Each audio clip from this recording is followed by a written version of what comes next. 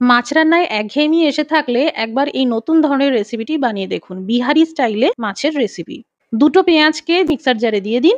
সেই সাথে ৪ টে রসুন কোয়া দিয়ে ভালো করে বেটে নিন। এবার মিক্সার জারে ২ চামচ সাদা সর্ষের অর্ধেক পরিমাণে ১ চামচ কালো সর্ষে, কয়েকটা গোটা গোলমরিচ দানা, ২ টো শুকনো লঙ্কা, ১ চামচ গোটা জিরে, ১/২ চামচ গোটা ধনে, ১/২ চামচ হলুদ গুঁড়ো, ১/২ চামচ লবণ, ২ টো কাঁচা লঙ্কা ভেঙে ২ টুকরো করে এইভাবে দিয়ে দিন আর জল ছাড়া বেটে নিন।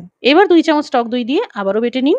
৪ টে বড় সাইজের ভোলা ভেটকি নেওয়া হয়েছে। ১/২ চামচ করে হলুদ গুঁড়ো, লবণ আর যে সর্ষের পেস্ট তৈরি করা হলো ১ চামচ মতন দিয়ে মাছগুলোকে ম্যারিনেট করে নিন। এই রান্নায় শুধুমাত্র সর্ষের তেলেরই ব্যবহার হয়। তেল গরম হয়ে গেলে মাছগুলোকে বেশ লালচে আর কড়া করে ভেজে নিন। এবার ফোড়নে ভেজে নিন ১ চামচ কালো জিরে, সামান্য করে জল দিয়ে ১/২ চামচ করে হলুদ গুঁড়ো, কাশ্মীরি লঙ্কার গুঁড়ো দিয়ে ভাজতে থাকুন। এবার দিয়ে দিন পেঁয়াজ রসুনের পেস্ট। ৩-৪ মিনিট মতন ভেজে নেওয়ার পর ১/২ চামচ ঝাল লঙ্কার গুঁড়ো দিন। এটা পুরোপুরি অপশনাল। মসলা লেগে থাকা প্লেটটা জল দিয়ে ধুয়ে দিয়ে দিন। ৩-৪ মিনিট ভেজে নেওয়ার পর দই আর সর্ষের পেস্টটা দিয়ে দিন।